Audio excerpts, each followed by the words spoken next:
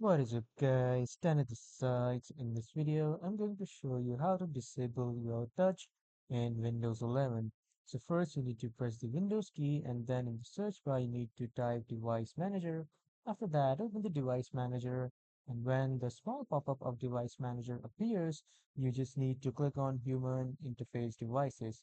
And after clicking on Human Interface Devices, this will open the drop-down list. So from here, you just need to search for the HID touchpad or any of the touchpad filters.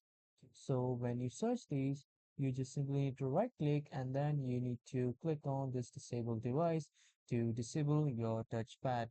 And let's say I have the ELAN precision touchpad filter, you might have the HID filter. So whatever related to touchpad you have, you can just simply right click on that and then click on disable to disable your touch. So that was all for this video, everyone. Thank you for watching.